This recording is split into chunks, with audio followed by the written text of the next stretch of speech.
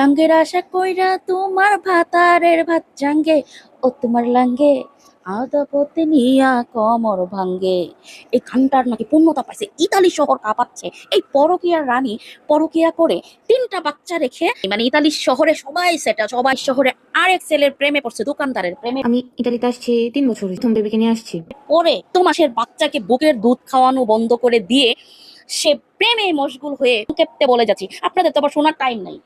এই প্রেমের কাহিনীর কারণে সে হারপিক থেকে শুরু করে ঘুমের ট্যাবলেট, হাত কাটা থেকে শুরু করে সব এভরিথিং করছে আমার হাতের মধ্যে অনুদাগ আছে।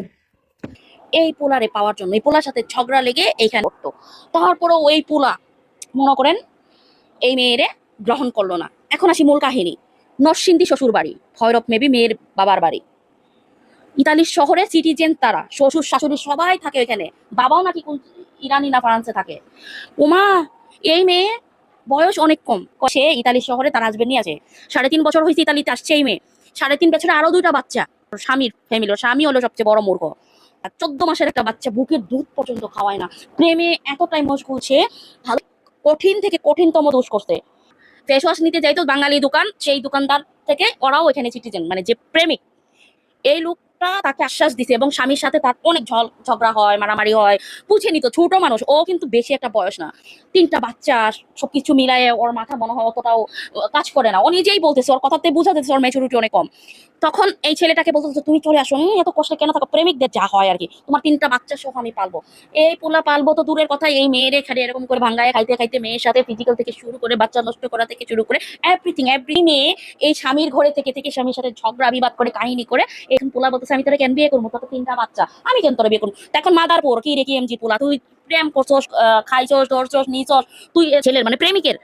এই মাদারপুর, তোর জন্মের ঠিক নাই, তোর জন্মের ঠিক নাই। আপনারা যে সবাই খালি এই মেয়েকে এই দুষতেছেন, মেয়ে অবশ্যই দোষী, দুইজনেরই বিচার হওয়া দরকার। মেয়ে কঠিনতম কাজ করছে কিসের জন্য? ভালোবাসার জন্য। তুই এত সুন্দর সংসারটারে, মানুষের ঝগড়া বিবাদ হইতেই পারে, তুই একটা বন্ধু হয়ে কথা বলতেছিলি, তুই এমন আশ্বাস দিলি কেন, এমন কিছু করলি কেন যে তার সংসার ভেঙে তোর কাছে আসতে হইতো? তুই তো নিতে চাইছস, এই জন্য মেয়ের জীবনের সব শেষ করে ফলাইছে। একটা প্রেমের জন্য, ভালোবাসার জন্য মানুষ কি না করে। এই মেয়ে তো মাথা ঠিক নাই। সব কথা হলো তোর তো জন্মের ঠিক নাই। এখন বাংলাদেশের কমিটি, ওই যে প্রত্যেকটা দেশে একটা বাংলাদেশের কমিটি থাকে, ওদের কাছে বিচার দিছে। সবাই দেখলাম যে ওই পুরুষগুলো মানে ভিডিও বানাচ্ছে, অনলাইন তুলপার করে দিচ্ছে। তোরই দোষ, তোরে জুতা লাগানো দরকার, তুই যে এই কথা। আমার কথা হলো অবশ্যই তারে জুতা লাগাবি। ও পুরুষ যেটা ওর সংসারটা ভাঙছে না, ওকে ভালোবাসার আশ্বাস দিয়ে পাগল বানাইছে। ওটা পাগল বানাইলে এই মেয়েটা জীবনের সব সন্তান, পেটের সন্তানের প্রতি তার মায়া নাই। এটা কি আপনার কাছে 2 টাকা নিয়ে কথা হলো?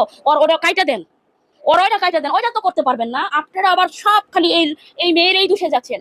যে পুরুষ আজকে ওকে নষ্ট করলো, যে পুরুষ তার সংসার ভাঙাইলো, যে পুরুষ তার সন্তান ফেলে রেখে তার কাছে যেতে মানে বাধ্য করলো, সব ইটালির মতো একটা শহরে সে একদম অসহায় বানায় ফেলছে।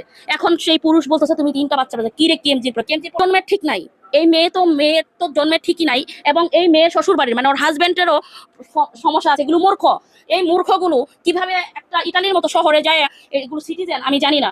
এই ছোট্ট একটা মেয়ের 3টা বাচ্চা, 3.5 বছরে আরো 2টা বাচ্চা, ফাজলামি নাকি? মানে একটা এই ছোট বয়সে এই মেয়েটার 3টা বাচ্চা পালন করা মানে কি একটি 2টাখানি কথা মনে হয়? কমের কারণে সে এত বড় বড় ভুল করতেছে।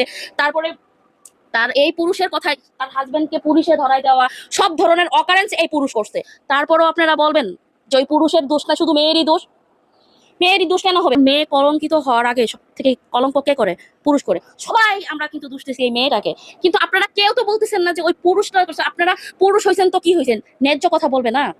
আমার কথা হলো এই মেয়ের সর্বোচ্চ শাস্তি হোক, সর্বোচ্চ। বুকের দুধ খাওয়া বাচ্চা ফেলে রেখে প্রেমের সন্ধানে, প্রেমের কারণে একটা সুন্দর সংসার রেখে ইতালির শহরে গেছোস, তুই এখানে সংসার করবি, বাচ্চা পালবি, সেটা না করে তোর লাঙ্গের পিছে পিছে ঘুরছোস। এখন এই লাঙ্গেরও জায়গা মতো কাইটা দেওয়া উচিত।